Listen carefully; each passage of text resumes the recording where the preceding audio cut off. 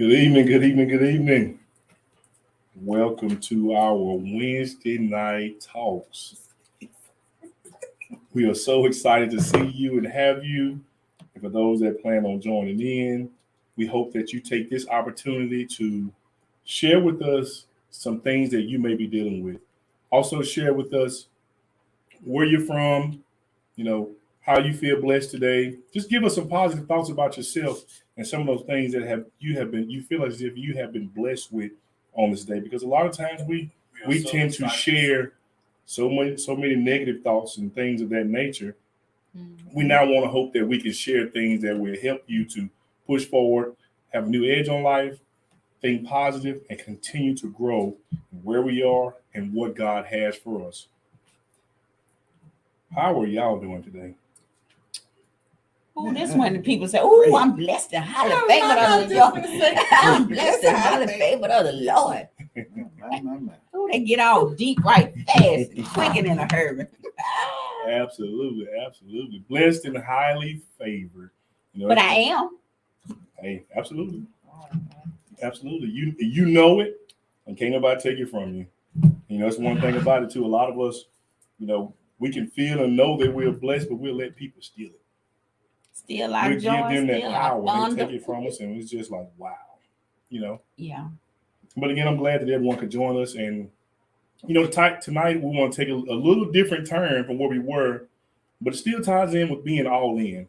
But what we want to talk about tonight is trauma.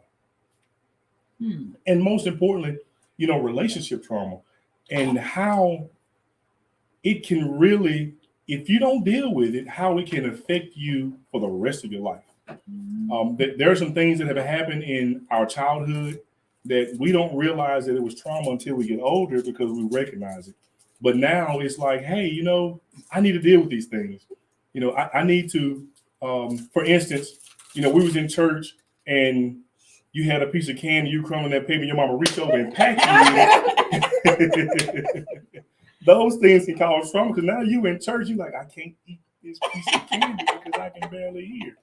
But just those things like that that do actually cause trauma in people until it's identified, and you realize, what, it's okay if I, grab me a piece of, however you want to deal with it. You want to eat a piece of candy, eat it real quick, put in your pocket, whatever.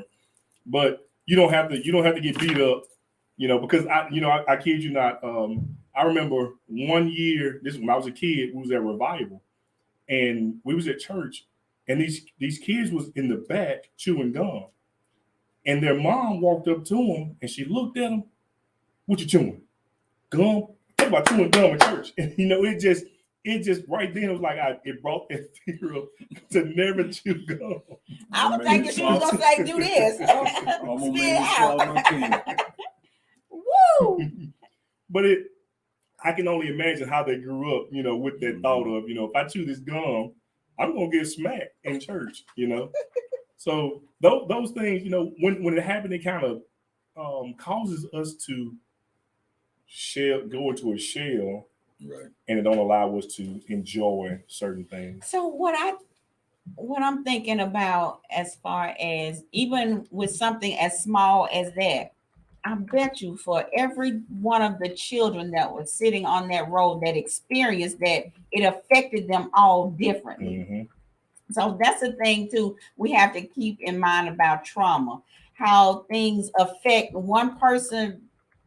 It's not a one size fit all. Right. So everything is not going to bother everybody or affect or have the same cause and effect on everybody. So just because you experienced it one way, don't downplay me for it or make me feel bad because that wasn't my experience. Because I may have just thought, you know what, I knew mama was gonna get me, or I knew I shouldn't have had this, or it was good while it lasted, whatever the case may be.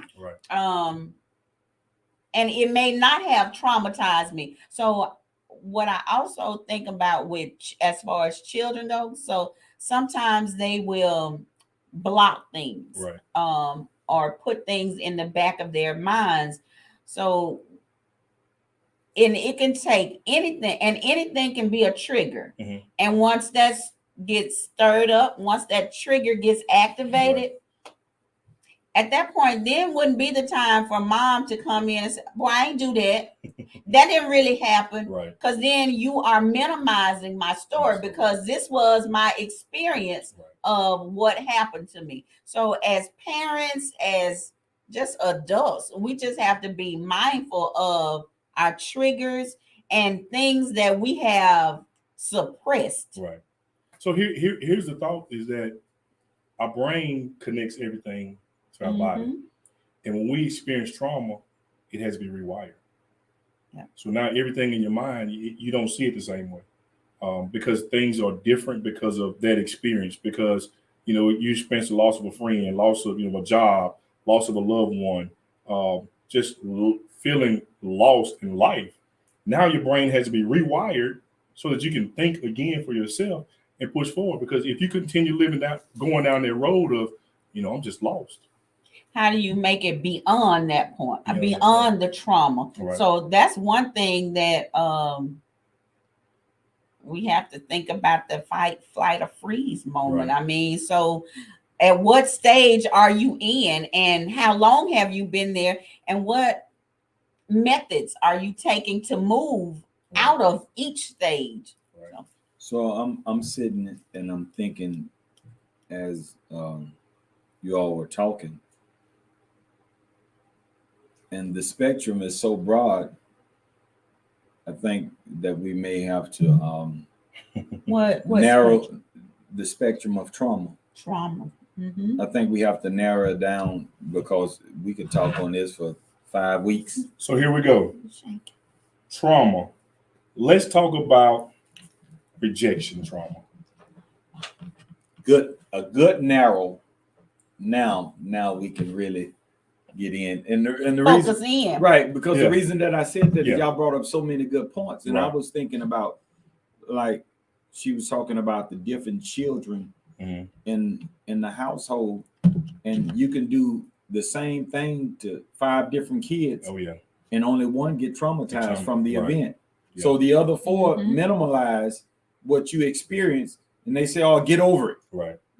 Oh, mama ain't do that much. She just whooped us with an extension cord until we bled, but that wasn't nothing." Yeah. But they may have laughed it off. Right. But for you, every time you look at you bruise. know, we all had a couple of Oh whips yeah. that either that switch or the extension cord put on you. Hose pipe. Hose pipe. Hose pipe. See, that's borderline abuse. Hose That pipe. extension cord was so. Extension cord was abuse. That wasn't borderline. Extension cord was straight up abuse. But that was, that's what we received in our communities, and that was kind of a normal. Right. And then it's better yet, whatever they put their hands on, shoe, clothes hanger, Yeah. whatever. So rejection. A lot of people may feel as if Prison. that girl needs help right now because Prison. She didn't get whooping like that. That's what I'm She- saying. They did that. I saw my grandma pick up a shoe one time, and I was like, "Girl, you hit my sister with that. We ain't going down. You're going down." Oh, we didn't do that. But rejection, and people have been rejected for years and not even knowing that they've really been rejected. And there are some people who take that rejection and it takes them to their grave because they never dealt with it or they never knew how to bring the subject up. Even coming from the womb, you can be tied with rejection because a person can get pregnant and the first, I don't want no baby. I don't. This baby's gonna cause me. You kind of tie things to that moment and that spirit that causes that child to come out feeling rejected because now you really don't want to spend time with it. Now you really don't want to do things with it. So you end up finding a way to deal with those things. And when you begin doing that, you get lost because this is not working. It's not working because I really don't know how to deal with it. And I really didn't talk about it. So I don't know what to do. And, so, and just to add to what you're saying, a lot of times, and it's so hard sometimes to turn a negative into a positive. That's such a small population that has the ability to turn that negative into a positive. Right. To what do we do with the other 99.5% of the population that couldn't turn it around like that? Right. And these people, that whole big genre of people They need help. Right. And you know, it's in thinking that you can continue to be great if you don't deal with it. Well, you know what? I'm just not going to deal with it. But what if you deal with it, you get it out, now you're free. Now you can move on. Now you can be the person that you really want to be, because when you have been rejected for so many years, you really don't know who you were supposed to be, because now you've created a different life, trying to block out those things that you probably needed to address. I was thinking about the fact that once you expose that side of you, then you become vulnerable. Right.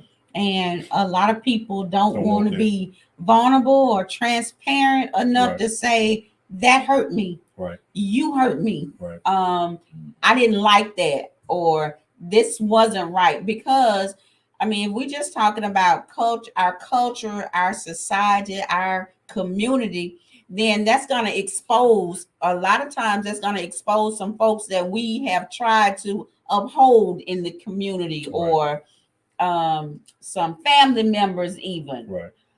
Expectation. You know, everybody thought that he or she was a good person. So that's why we'll hide stuff. We'll hold it in and again suffer in silence, even though it's potentially killing us. We just don't want to expose it for being what it was. But even at keeping it in, we are forming a hard spot Right. in our heart. So being, you know, that girl on our show, you know, just having Never been through rejection. and that's what I'm about to ask you. Knowing that the conversation that we've had and the thing that you talked about your dad, and then in life as you continue to go on and you start dating and you know all these things, you know, you eventually get married and then you start hearing no. I hate to sound like that girl, but I hate to sound like the father of that girl. I haven't. Unless it's been like my daddy saying no, and I don't hear that often. I've never had a guy say no. You know, Like, there's this thing called selective amnesia. no, I'm being serious. Traumatized people that's up under trauma. Am I right? They have selective amnesia. So what happens a lot of times? I'm not traumatized. I'm not in Is trauma. they can't even remember. I don't get no. Or if you do, it's not as No, often, or just I don't. You I like genuinely don't. I've never had to like. The only thing like rejection wise I could think about was like college. okay. Like, you know, applying to all these colleges and thinking like I worked hard in school and, you know, to get rejected that way. That's the only way I've had to like deal with rejection, or applying for a job and not getting the job. But So and you saying that, I guess rejection can come in any form, Right. because you know, like that can stunt you or cause you not to live out your full potential, because well, I applied to this job and I didn't get it, and I know I was way overqualified. Right. Now I'm not going to apply for it, and you'll settle for less because you don't want to put yourself out there again, for the risk of rejection again. I remember Come on. I remember when I was young. Right. And this is probably my most vivid memory of dealing with rejection. So there was this, must have been like 6th, 7th grade. So there was this little girl Everything go back to Gary. that I really liked. Man, you know how you see that one person that like lights up, Right.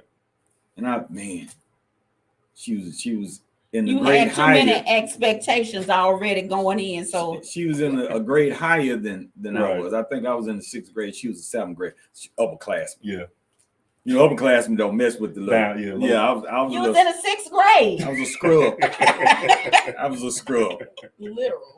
So I'm. It took me about a month, and I told my cousin. I said, "Man, that girl's pretty right there." He said, "Oh man, that her.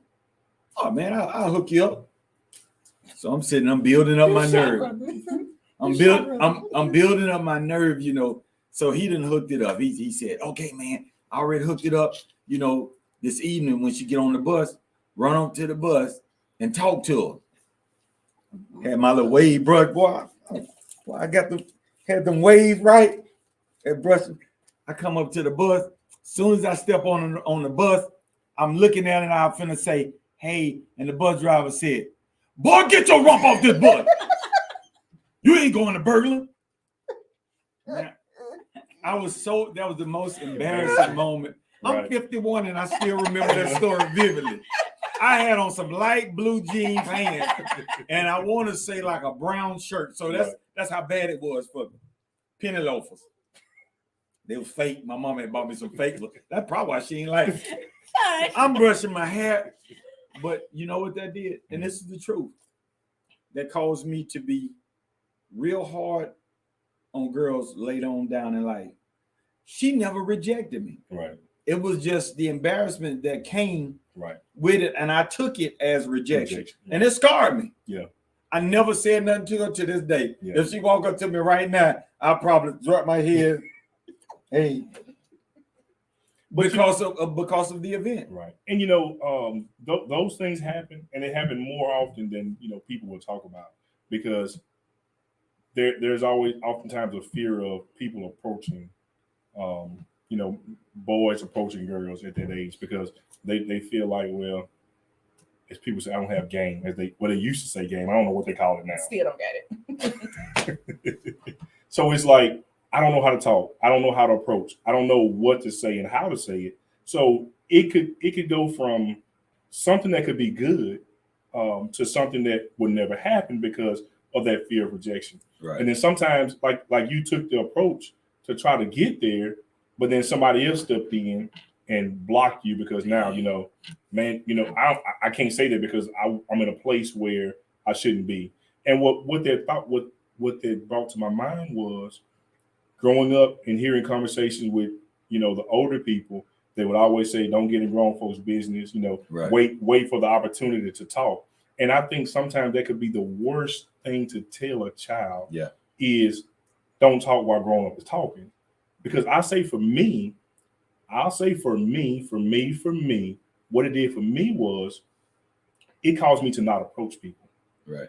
I've always had a problem with approaching people at the right times, because there were times where I would try to begin a conversation, and if it didn't fit to where I could get in there and say what I need to say, I would back off and say, well, maybe it's not my time to say it. Mm-hmm. So that did stunt me for years. And even today, even in my position in my job, I find myself, going to talk to somebody. I don't care if they higher or lower ranking than me, that I would just wait for the opportunity to come in, to approach them and talk, even if they're mid-conversation. Now, somebody else may come around, see me standing there, and they'll start another conversation. I'm like, I know this joker just saw me, but I had to think about it. I said, well, maybe he thinks that I'm just standing there listening or engaged in the conversation, and he just want to get his point across and move on. So for those that, always tell their kids, hush, don't talk, give them some other words. Like, you know what? Say, excuse me, or something like that. Don't just badmouth them and just, tell them, hush, don't say this, don't say that when grown-ups are talking, because it can stunt them in their growth years down the road. And they will not want to talk. They will not want to speak out. Even in class, trying to answer a question. Will you get shamed because I'm raising my hand trying to answer a question because I'm trying to participate? Oh, you trying to act like, what they say, the teacher's pet, or, this, that, and the other. That causes those kids to feel rejected, and or in the sense of, well, you know what, I'm not going to talk because everybody's going to dislike me, because if I raise my hand and talk, then I won't fit in. And that's social. I'm sorry. Yeah. And that's social rejection. And social rejection can be just as powerful as individual. Like you were saying, your parents are old, and you think about it, when you silence a child, they lose so much power just from being silent. Because one, they don't learn how to speak things into existence. That's one. Right. So they lose that exousia power that God has given us. Secondly, they lose the power when they get in trouble.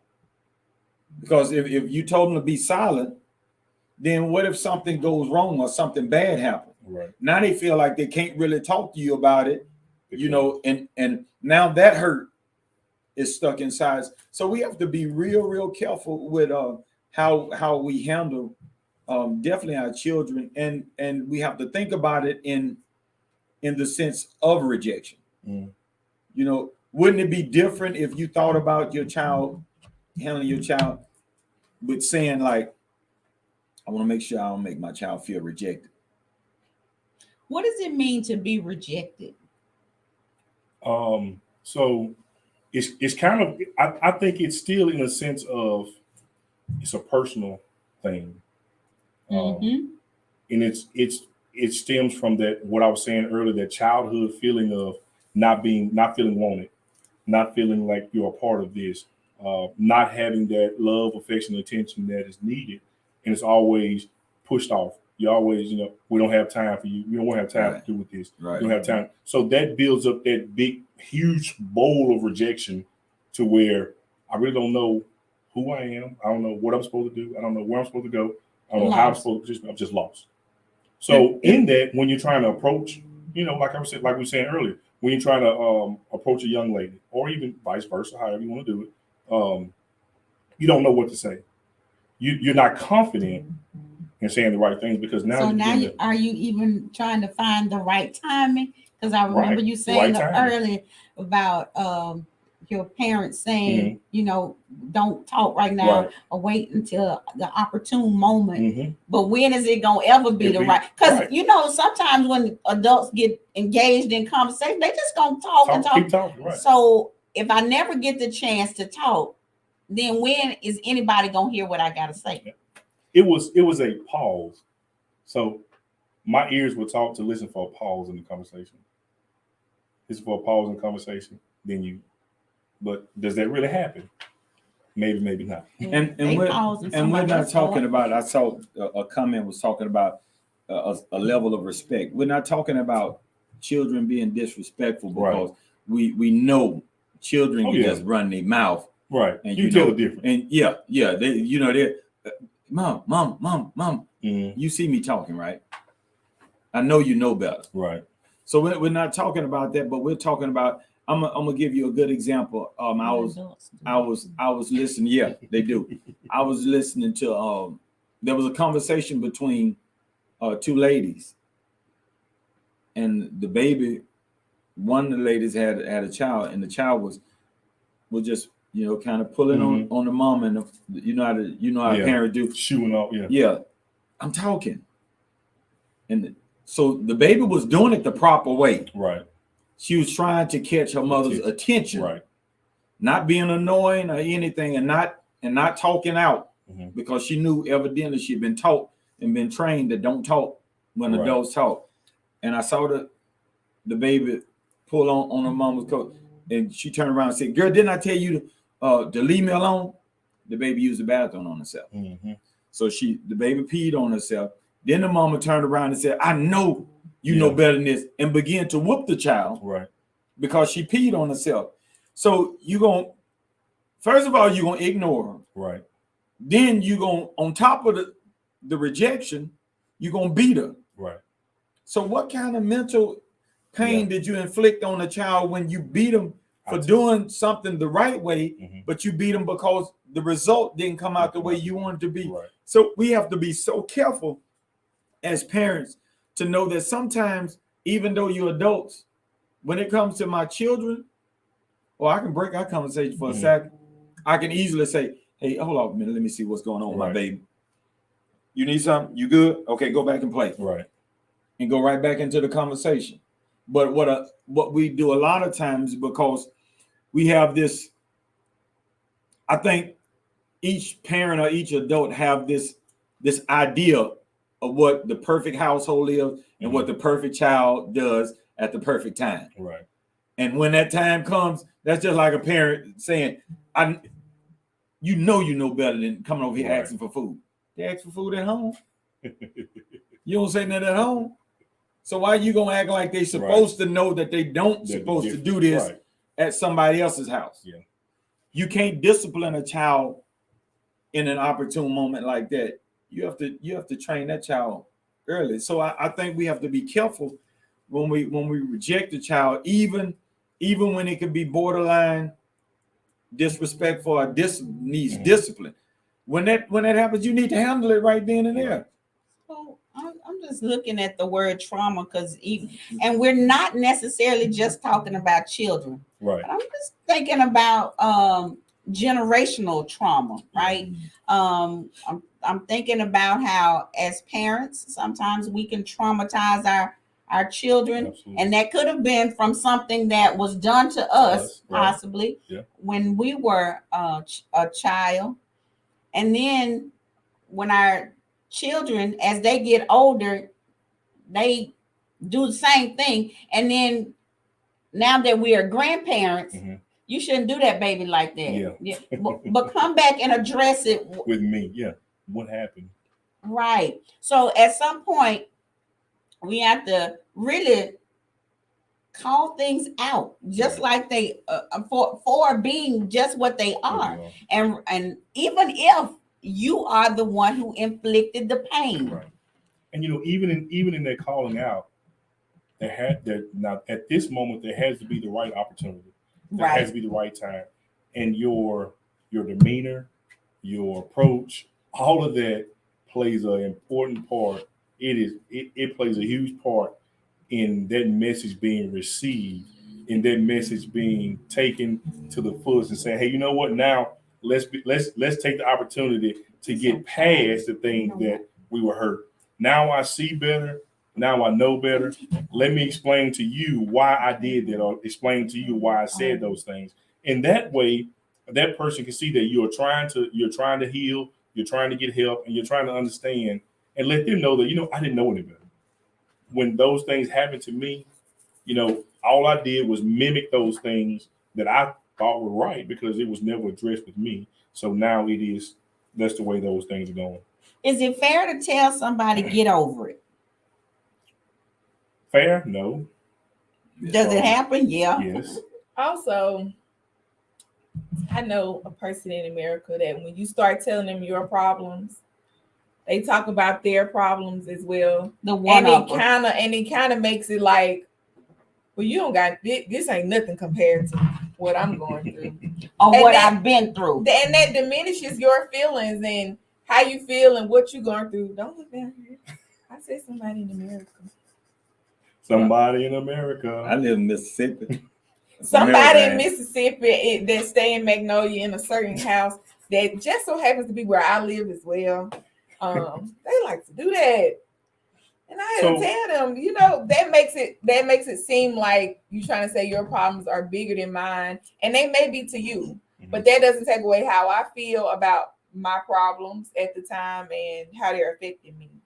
So do you think that 5 years from now, that problem will still have that same result on you?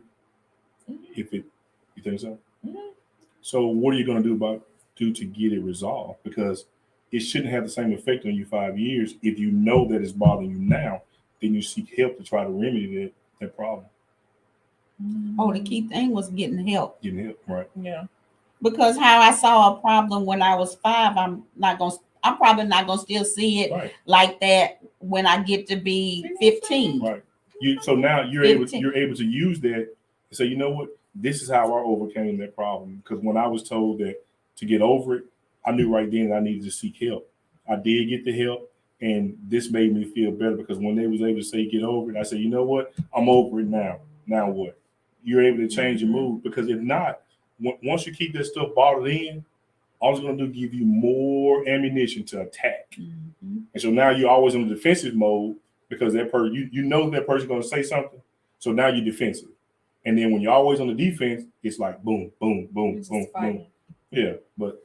So trauma in any relationship, that's across the board, produces an unhealthy relationship. Even though we can have the best of relationship externally, so internally, so I know I can never talk to him or her about this because of prior experiences or because of what they've done to me or whatever the case may be. So you really don't have a whole Right. relationship. So even as we talk about, going into the trauma relationships, how important is it to deal with those things that have affected you in one relationship before moving to another? Because they used to say the best way to get past a relationship is get into another one. Worst thing to do. I personally, when I first moved to Texas, I was like going through some personal like development, I say, and dealing with. That's why we are. So you know what you do? You give that part of those things that may annoy you power. I do. Because at some point you're gonna get to the point where like, you know what, I don't even see it. I ain't got that. So back and forth for me. So 6 months from now, 6 months from now, the growth you'll have, you're like, you know what? That don't bother me. I'm gonna do it to you too.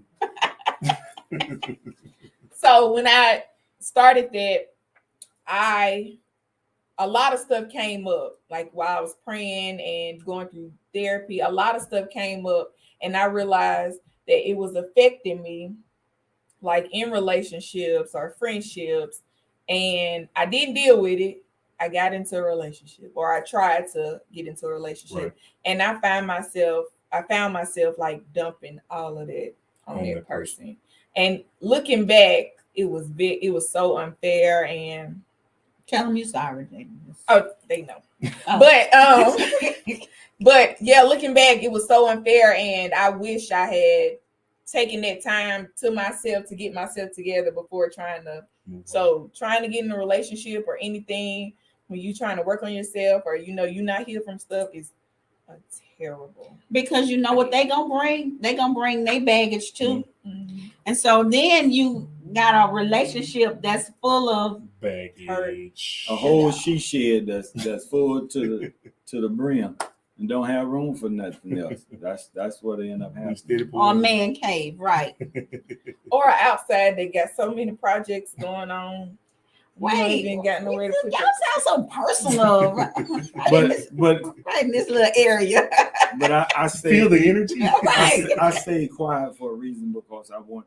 Now that girl, first she said, "Oh, come on, what you gonna say?" I'm talking about what that girl said. She said, "Oh, I ain't never experienced rejection in a relationship." I said that everybody have, but then you just came out and said that because of rejection, you went into a relationship that you wasn't. That wasn't rejection.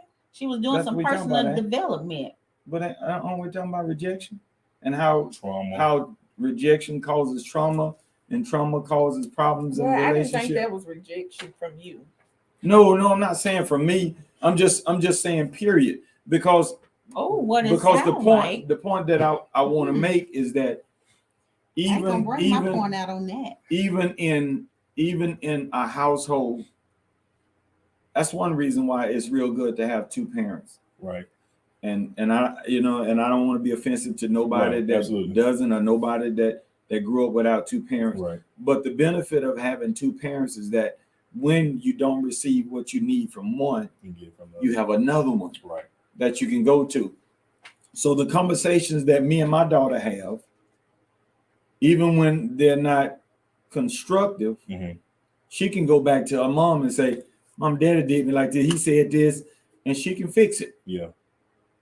That's the power of having both parents. But what about the child that doesn't? Because even growing up in what I consider to be a pretty good household, she still had to unload her baggage and get therapy to work through the next stage of life. Absolutely. To get her to where she is now.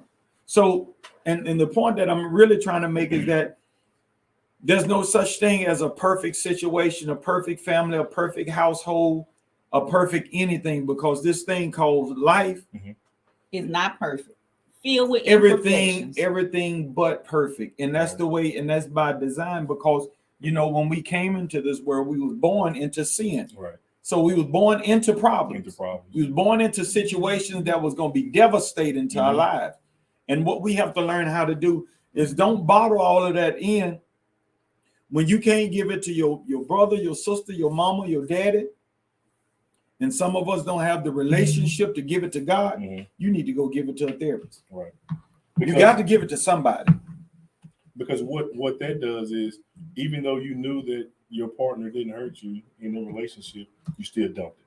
And it still causes. So now, even with him knowing that, it's a wall in his mind that the next relationship, I got to watch out for this, as they say, red flag.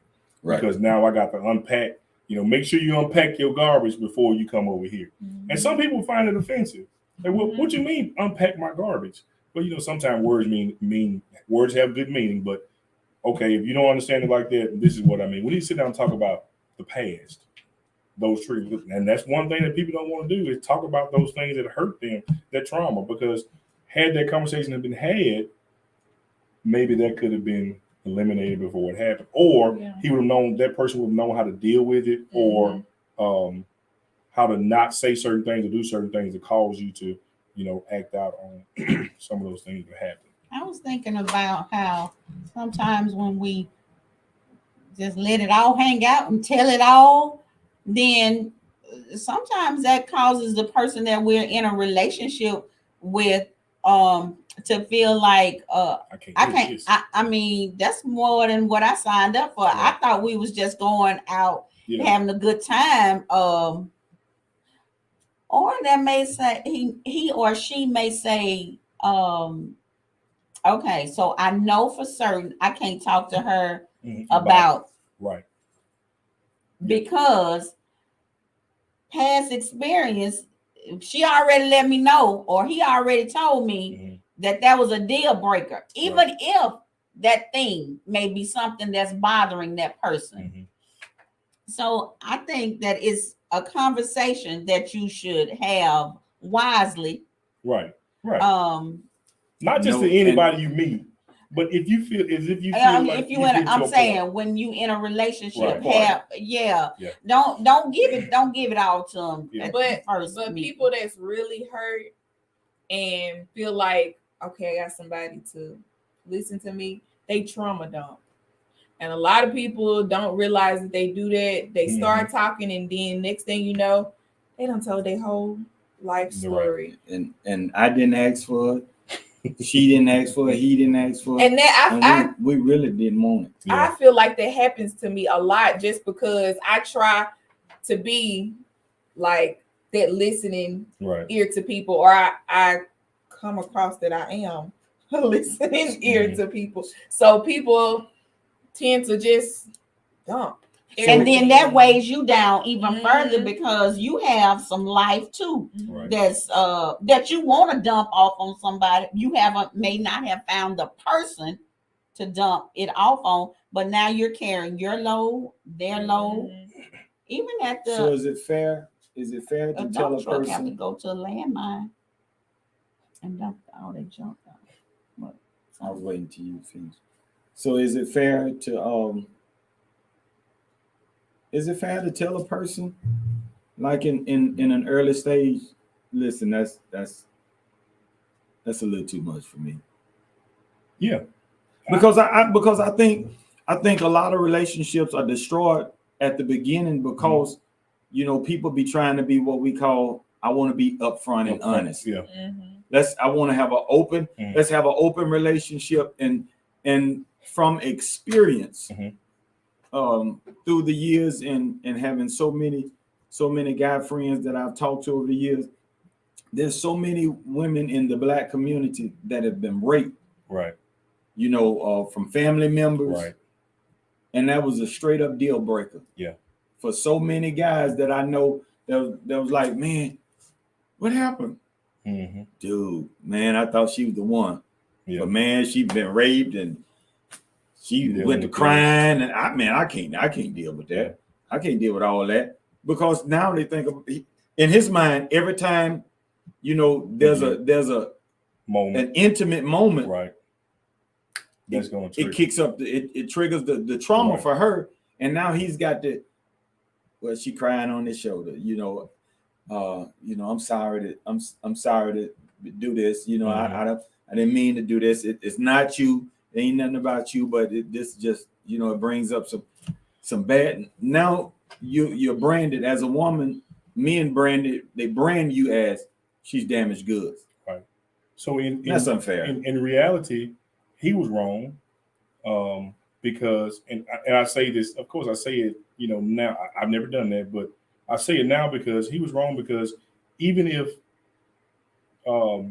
she dumped it on him to let him know, yes, she was vulnerable and felt the need to talk to somebody, then he should have just, even if he couldn't be the friend, but not just destroy her credibility, her character by doing that. Because okay, she's been through something.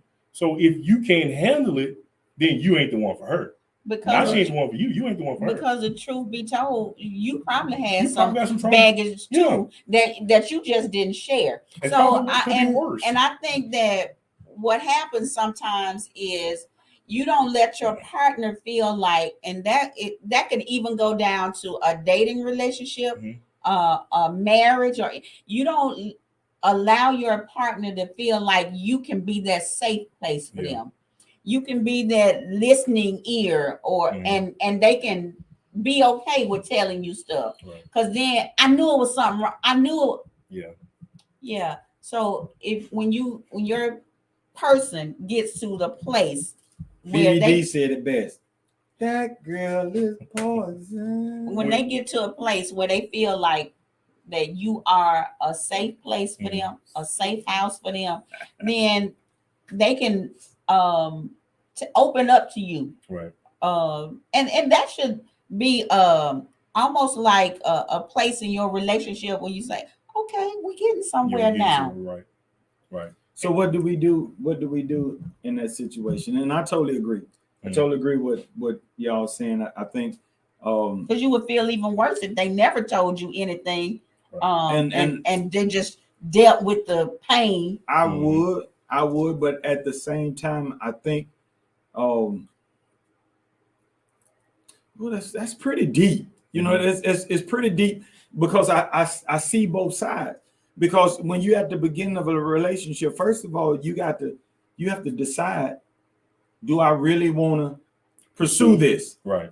So in the pursuit, you kind of want to know what you up against, because before I get deep, I want to, I don't want nobody to really be hurt. Like you're trying to do things the right way, and you know how women. Another situation. I got a friend that real young that contracted a disease, right?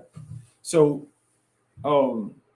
now they feel the need to, like, the first date tell them, I got this, it's incurable.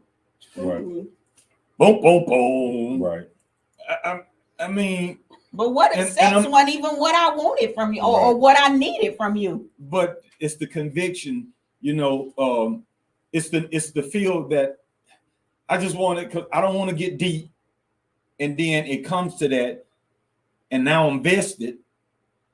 You know what I'm saying? Emotionally, I'm vested, and then as soon as I tell that, then they quit me. So in that, there comes to that individual person has to know and understand that to not get as close until they see the window of opportunity to move forward. Because if they're constantly, after the first or second day, oh my gosh, this is my girl, if it's like that right then guess what? You're gonna have a problem, because now you got something that you want to reveal, and you can't reveal it because they're gonna run.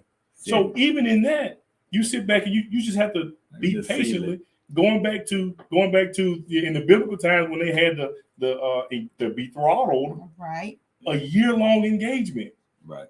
So you had time to learn who that person was and all the things that go along with it. But now it's instant rice. So we're going to get quick, fast, in a hurry. I need to know all of it right now. Well, if I give you all that information that took me 30 years to learn about myself, right. There's no way you can deal with it in 2 months. That's just like people with kids and dating. That's what I was thinking about. Put it on your dating profile, put it on your Facebook, put it somewhere.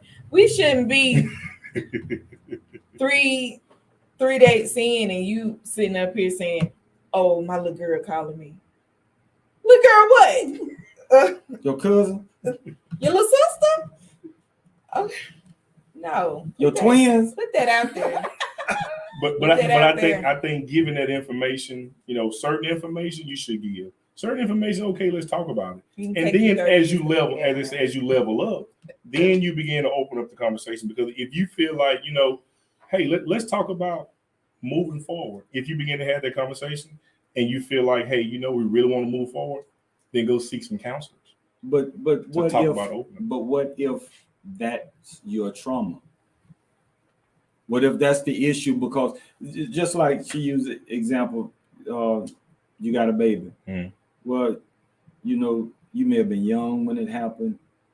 Didn't really know nothing about it. Could be your first time having sex. You got pregnant the first time. He left. He's a deadbeat. Never hear from him again. Now you stuck. Not stuck, but you're left raising your child. And you really hadn't really dated that much. So you really don't know a whole lot about dating because first time, boom. First time go. So now, you do want to tell, but at the same time, you at least want a shot.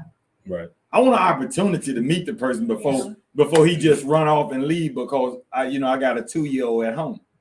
So if you are a person that's dealing with trauma at the level of you don't know which way to go, then you seek help. That's right.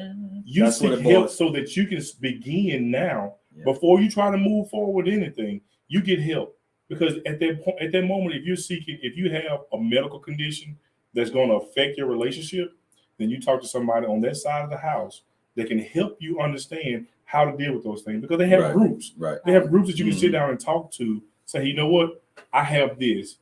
How did you move forward? How can we move forward or move past this? Hey, I have 16 kids. How can I date a young lady? Okay. You need to be at home. You ain't got time to date.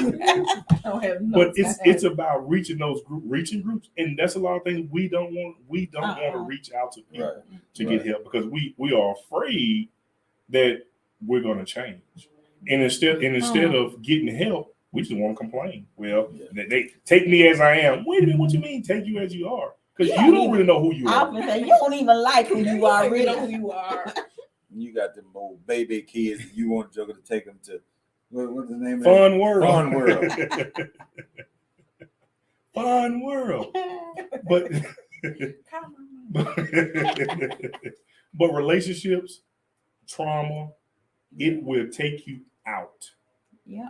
If you don't deal with it. It is something that we face in our community so much. And we're afraid to seek help. We're afraid to talk to somebody.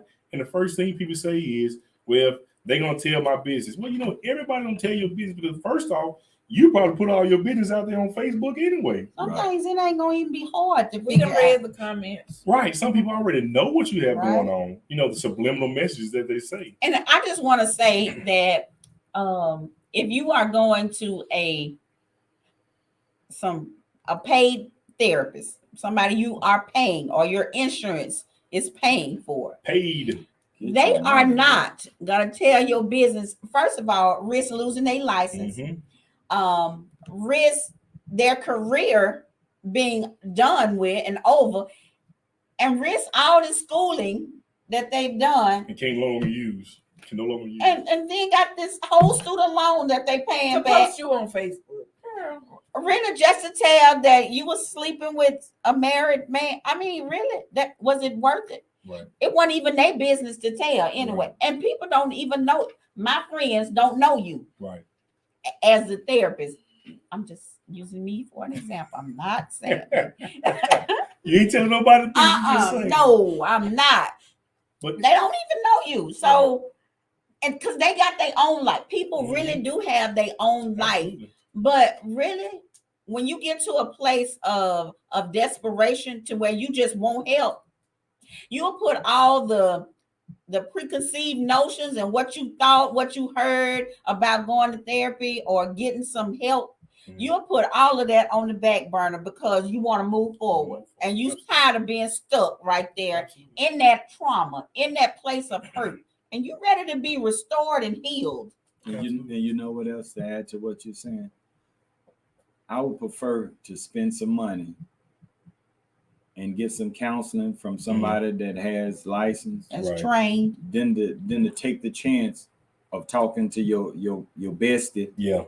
When it might be all out on social media. So it's it's an investment. What you're doing, you're investing in your future, your health. Right. You investing in your healing. That's it. You on the phone with your bestie because she got he or she got the headset on and they just typing away. Girl, did you know that this? That's right.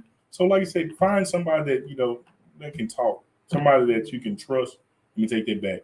If you find somebody that's licensed, they ain't gonna talk because they don't want to lose their license. Right. If you find somebody, most and I say there are some churches that I know that may have counselors or whatnot in there. Give them a chance. Right. You don't have to spill it all at one time. Right. Please don't. Right. Start off with advertising. Start off with advertising, and then allow it to grow. Because once you build that trust, then you'll know what you can give. That's right. You'll know how easy it is to talk about those things that are needed. Because dealing with trauma is something that we're going to deal with it forever. And all therapists don't work for all clients. Right. So that can add even more trauma. Yeah. And then you feel like, well, I couldn't trust me and my therapist, we just didn't get along. Whatever the case may be. Right. So don't put yourself in a stress. Read up on them. Find out a little background on them. Don't give up after a failed session. Attempt. That's right. That's right. Yeah. That's right. And I would say this, as a preacher, the man of God, I've done a lot of counseling, but I'm not trained. Mm-hmm. So I can only give you what God gives me. Right. So sometimes the preacher can't handle it. Mm-hmm. And I'm just being honest. Right. You hear the preacher preach about it next Sunday in the sermon. He may not mention your name, but you be like, I know this joke. His whole text was about me. That's when you know. That's when you know it was too much for him. Right. It vexed his heart, his spirit. So he was trying to get rid of it. Right. And the only way a preacher can get rid of something, he has to preach. Right. So yeah, sometimes I would say that we're not the best, not the best choice. Yeah. Sometimes we're a good choice, but sometimes we're not the best choice. Right. So be careful, even in that. And asking for certification. Just ask if they got certifications, licenses, certifications, all that. Just ask. There should not be a problem with them showing you their certification if they are qualified to do it. Right. If they are offended, then hey, you know what? Next. Yeah, they probably wasn't the right one. Right. But trauma, I'm telling you, if y'all don't deal with this trauma, it's going to keep wiping us out. Oh, yeah. If you don't deal with this trauma, all the things that you say that our kids are doing, they're going to keep doing. You're going to see your grandkids doing it. Your great-grandkids are going to keep doing it. Right. Like I said, it's going to continue. That generation is going to keep on happening. So you got to fix it. You, as the people that are watching, the people that believe in God, the people that believe in change, you take this opportunity right now to write down your thoughts. Hey, you know what? I need change. And then the suicide rate is going to continue to increase as well. Increase. Yeah. Depression. Because that's all anxiety. it's causing you. It's causing people to stay depressed. That's right. I don't know what to do. I don't know who to talk to. I don't know where to go. It's killing us. For all your I don't knows, take it to somebody who might know a little bit more than you. Right. Like I said, you don't have to tell it. Write it down.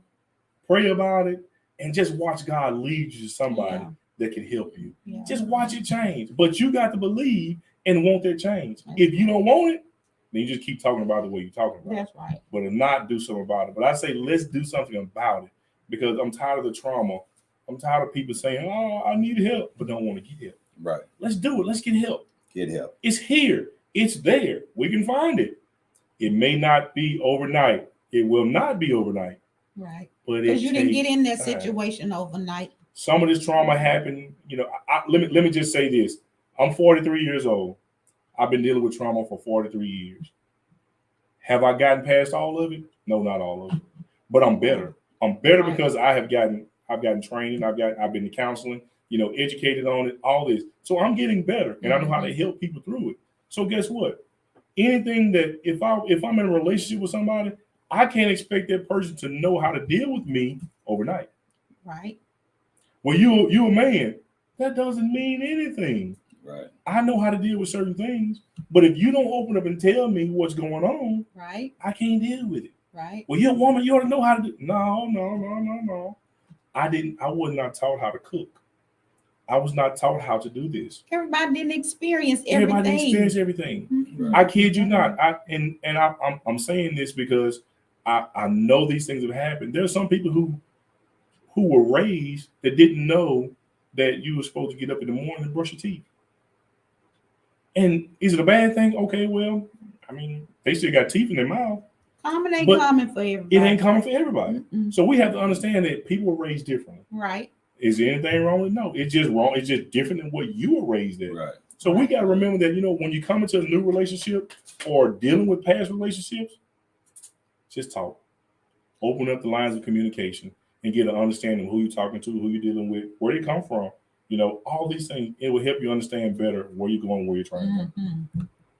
And all thy ways. Get an understanding. You got to get you a good understanding. Hey, girl, you got anything for us tonight? This was a beautiful talk. I enjoyed all the comments, all the insight, everybody's different opinions.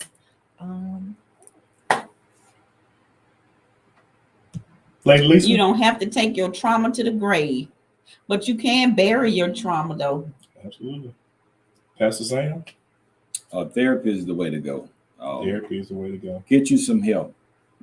Take it like Malcolm X, by any means necessary. Get you some help. Your life is the most important thing that God has entrusted you with. Absolutely.